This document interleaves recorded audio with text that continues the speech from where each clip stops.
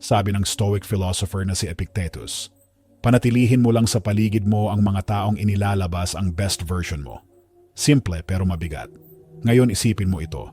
May kasabihan na ikaw ang average ng 5 taong madalas mong kasama.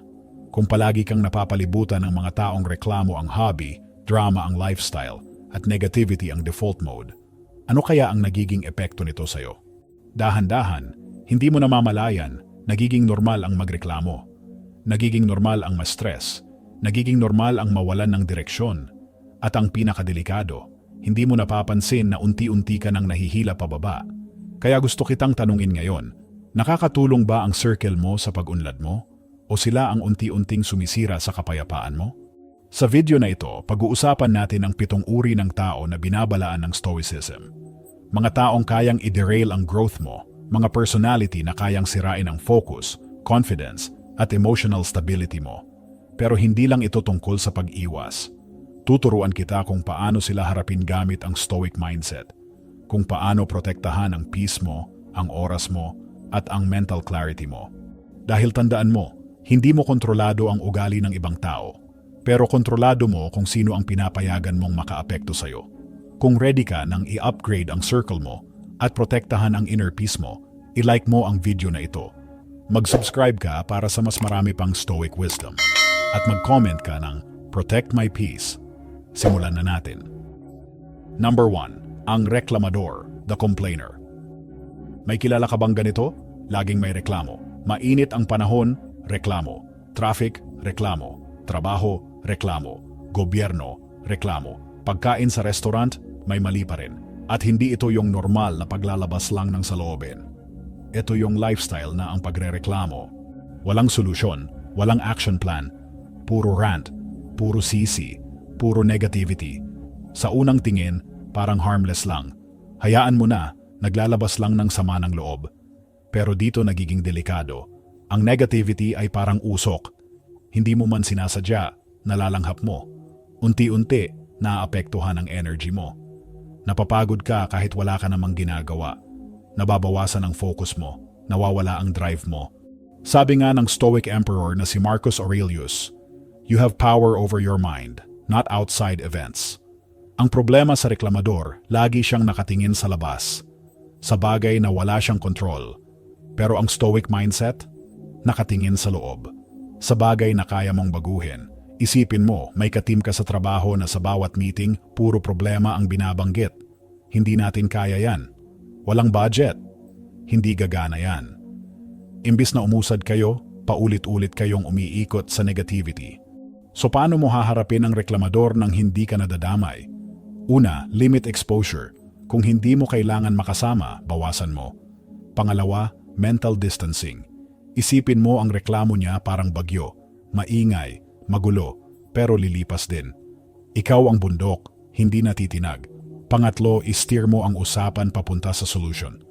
Kapag nagreklamo siya, tanungin mo, anong pwede nating gawin tungkol dyan? Kung walang sagot, ibig sabihin, noise lang yon. Hindi mo kontrolado ang pagiging reklamador ng ibang tao, pero kontrolado mo kung papayagan mo ba silang ubusin ang kapayapaan mo. Protektahan mo ang isip mo. Doon nagsisimula ang tunay na lakas. Number 2, ang drama magnet. May mga tao na parang magnet ng gulo. Laging may kaaway, laging may issue, laging may crisis. Ngayon si ganito ang may atraso sa kanya, bukas si ganon naman ang may kasalanan, at kadalasan, ikaw ang kinakausap para makisawsaw. Sa simula parang exciting pa, parang may energy, may intensity. Pero habang tumatagal, mapapansin mo, napapagod ka. Ang drama magnet ay parang ipo-ipo sa dagat. Kapag masyado kang lumapit, hihilahin ka pababa. Ang pinakadelikado dito, nakakahawa ang chaos. Halimbawa, may kaibigan kang laging may conflict sa circle ninyo. Ngayon, hindi sila nag-uusap ni Sarah. Next week, may issue naman kay Mark. Hihingi siya ng advice, makikinig ka. Minsan makikisali ka. Hanggang sa isang araw, ikaw na rin ang nadadamay sa gulo na hindi mo naman sinimulan. Dito pumapasok ang Stoic wisdom. Sabi ni Seneca, ang tunay na kapayapaan ay nanggagaling sa pagiging present at hindi pagiging alipin ng external chaos. So paano mo haharapin ang drama magnet? Una, gamitin ang reflective listening. Imbis na makisali o pumili ng side, i-mirror mo lang ang sinabi nila. Kung sabihin niya, grabe si Sarah, traitor talaga. Pwede mong sagutin, parang nasaktan ka talaga sa nangyari. Walang side, walang gasolina sa apoy. Suporta ka, pero hindi ka kasali sa gulo. Pangalawa, maging selectively unavailable. Hindi lahat ng crisis ay emergency mo. Hindi lahat ng problema ay responsibility mo. Pwede mong patayin ang notifications. Pwede mong sabihin, busy ako ngayon, pag-usapan natin to sa ibang araw. Ang stoic ay marunong mag-protect ng energy.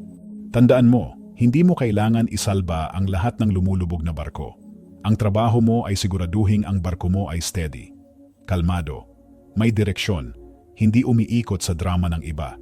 Protektahan mo ang kapayapaan mo, doon ka lalakas. Number 3. Ang naysayer, ang laging kumukontra. Ito naman ang taong laging may duda sa'yo. Excited ka sa bagong business idea? Ang dami ng gumagawa niyan. Gusto mong mag-career shift? Late ka na para dyan. May bagong goal ka sa fitness? Tingnan natin kung tatagal ka. Hindi ito constructive criticism. Hindi ito honest feedback na may intention tumulong. Ito ay habitual doubt. Parang pintor ka na gumagawa ng makulay na obra, tapos may taong papasok sa studio mo at magbubuhos ng kulay abong pintura sa canvas mo. Unti-unti, naapektuhan ang confidence mo. Ang dating malinaw na vision, nagiging malabo. Ang dating matatag na paniniwala, nagiging tanong. At dito sila nagiging delikado. Ang naysayer ay hindi lang sumisira ng plano. Sinisira niya ang momentum mo. Sa Stoicism, mahalaga ang discernment, ang kakayahang pumili kung alin ang dapat pakinggan at alin ang dapat i-ignore. Sabi ni Epictetus, may dalawang tenga tayo at isang bibig para mas marami tayong marinig kaysa masabi. Pero ang pakikinig ay hindi ibig sabihin lulunukin mo lahat. So paano mo haharapin ang naysayer? Una, ilagay mo sila sa advisor role. Imbis na sabihin mo lang ang plano mo, tanungin mo, sa tingin mo, ano ang pinaka-challenging dito? Paano ko kaya ito maiiwasan? Kapag ginawang advisor ang tao, mas nagiging constructive ang tono. Pangalawa, gamitin ang positive confrontation. Kapag sinabi nila, hindi yan mag-work. Pwede mong sagutin, interesting, ano kaya ang kailangan para mag-work siya? Binabalik mo ang bola. Pinipilit mong gawing solution-based ang usapan. At kung wala silang maibigay na concrete suggestion, ibig sabihin, opinion lang iyon, hindi katotohanan. Tandaan mo, hindi lahat ng duda ng iba ay dapat maging duda mo rin. May mga taong hindi naniniwala sa iyo dahil hindi nila kayang paniwalaan ang sarili nila. Panatilihin mong malinaw ang vision mo. Makinig ka, mag-reflect ka, pero ikaw pa rin ang may hawak ng brush. Buhay mo ang canvas, ikaw ang pintor.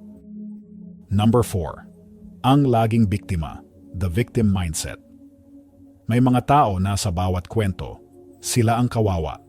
Hindi sila na-promote? May favoritism daw. Hindi nag-work ang relasyon? Toxic daw lahat ng ex nila. Hindi sila umasenso? May humaharang daw sa kanila. Sa chessboard ng buhay, pare-pareho tayong may piyesa. Pero ang taong may victim mindset, ang lagi niyang sinisisi ay ang board, ang rules, o ang kalaban. Hindi ang sarili niyang galaw. Linawin natin, may totoong hirap sa mundo. May unfair situations. Pero ang tinutukoy natin dito ay yung taong ginawang permanent identity ang pagiging biktima. Laging may dahilan, laging may excuse, walang accountability. At kapag lagi mong kasama ang ganitong tao, unti-unti kang nahahawa. Nagsisimula kang mag-isip ng, siguro nga wala talagang pag-asa. Siguro kasalanan din ng sistema. Delikado ito. Dahil sa Stoicism, ang tunay na kapangyarihan ay nagsisimula sa pagangkin ng responsibilidad. Sabi ni Marcus Aurelius, "The best revenge is to be unlike the one who caused the injustice." Ibig sabihin, huwag mong hayaang ang injustice ay gawing dahilan para maging powerless ka. So paano mo haharapin ang laging pa-victim? Una, gamitin ang compassionate detachment. Makinig ka, magpakita ng empathy, pero huwag mong akuin ang problema nila. Hindi mo kailangang maging tagapagligtas. Pangalawa, mag-set ng malinaw na boundaries. Kapag paulit-ulit ang parehong kwento pero walang aksyon, pwede mong itanong, ano kaya ang pwede mong gawin differently next time? Ibinabalik mo ang control sa kanila. Ang stoic ay hindi tumatakas sa responsibilidad. Inaangkin niya ito. Tandaan mo, Hindi mo kontrolado ang lahat ng nangyayari sa buhay mo. Pero kontrolado mo ang galaw mo sa susunod na hakbang. Sa chess game ng buhay, huwag kang manatiling naka-checkmate. Gumalaw ka, mag-adjust ka, umandar ka. Dahil ang growth ay para sa mga handang umako ng responsibilidad, hindi para sa mga permanenteng biktima. Number 5, ang toxic positivist. Ito naman ang taong laging naka-smile, laging may good vibes only, laging may okay lang yan, be happy. Sa unang tingin, parang positive influence. Pero kapag dumadaan ka sa totoong hirap, breakup, problema sa pamilya, stress sa trabaho, at ang sagot nila ay ngiti lang. Marami pang iba dyan. Isipin mo na lang ang blessings mo. Unti-unti, pakiramdam mo mali ang nararamdaman mo. Parang bawal malungkot, parang bawal mapagod, parang bawal masaktan. Dito nagiging toxic ang positivity. Isipin mo ang buhay bilang isang hardin. May mga bulaklak, pero may mga damo rin. May araw, pero may ulan din. Ang toxic positivist gustong tanggalin ang ulan. Gustong itanggi ang damo. Gustong puro sunshine lang. Pero hindi realistic iyon. Sa Stoicism, hindi tinatakasan ang emosyon. Hindi rin ito binababad sa drama. Ina-acknowledge ito nang may balanse. Halimbawa, dumadaan ka sa heartbreak. Normal lang na malungkot ka. Normal lang na mag-reflect ka. Kapag sinabi ng toxic positivist, move on ka na agad. Pwede mong sagutin ng kalmado, grateful ako sa blessings ko, pero okay din na malungkot ako ngayon. Dalawang bagay pwedeng mag-exist ng sabay, gratitude and pain, hope and disappointment. Sabi ni Seneca, ang tunay na kaligayahan ay hindi pagtakbo sa realidad, kundi ang pag-unawa sa ating tungkulin at pagtanggap sa kasalukuyan. Hindi ibig sabihin nito na magpaka-negative ka. Ibig sabihin nito, maging totoo ka. Kapag tinutulak ka ng toxic positivist na itago ang emosyon mo, tandaan mo, ang suppressed emotion ay hindi nawawala. Naiipon lang. Ang stoic ay marunong kilalanin ang nararamdaman, pero hindi niya hinahayaang kontrolin siya nito. So kapag may taong nagsasabing just be happy, pwede mong piliin ang mas mature na approach. I feel this right now, and that's okay. Ang tunay na strength ay hindi fake smile. Ito ay emotional honesty na may self-control. Tulad ng hardin, kailangan mo ng araw at ulan para lumago. Hayaan mong maging buo ang emosyon mo, hindi puro filter, hindi puro glitter, kundi totoo. Number 6, ang manipulator. Ito ang pinakadelikado sa lahat. Hindi siya maingay, hindi siya laging dramatic. Minsan nga siya pa ang mukhang mabait. Pero unti-unti, napapansin mo na lang, lagi kang napapapayag. Lagi kang nagbibigay. Lagi kang nag-a-adjust.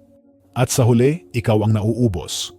Ang manipulator ay eksperto sa guilt trip, sa flattery, sa emotional pressure. Halimbawa, may kaibigan kang magsasabi, alam mo namang ikaw lang ang maaasahan ko.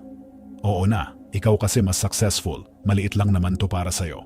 Sa unang beses, okay lang. Sa pangalawa, sige. Sa pangatlo, napapansin mong pattern na. Ginagamit ang kabaitan mo laban sa'yo. Sa Stoicism, malinaw ang prinsipyo. Hindi mo kontrolado ang behavior ng ibang tao, pero kontrolado mo ang response mo. Sabi ni Epictetus, hindi natin kontrolado ang external events, pero kontrolado natin kung paano tayo tutugon. So paano mo haharapin ang manipulator? Una, gamitin ang teknik na tinatawag na fogging.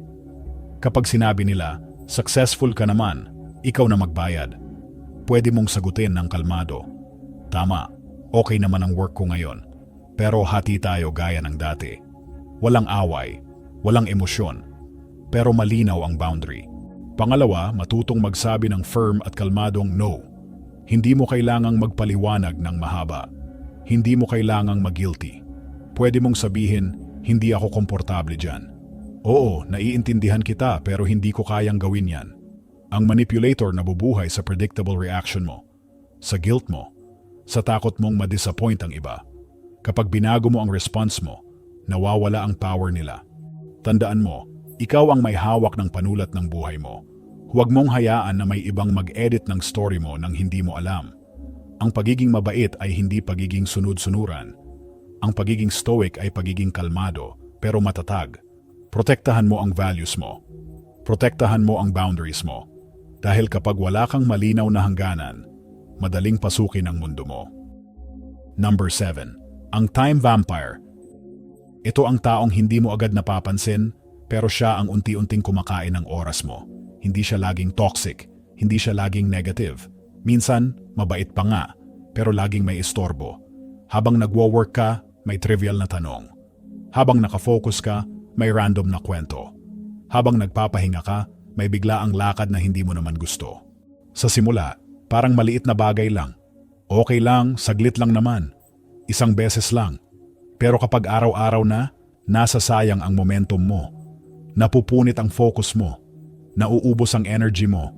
Sa Stoicism, ang oras ay isa sa pinaka-importanting resources. Sabi ni Seneca, hindi maikli ang buhay, tayo ang nag-aaksaya nito. Ang time vampire hindi niya ninanakaw ang wallet mo. Ang ninanakaw niya ay ang oras mo. At ang oras mo ay buhay mo. So paano mo siya haharapin? Una, mag-set ng clear focus blocks. Pwede mong sabihin, may ginagawa ako ngayon, balikan kita mamaya.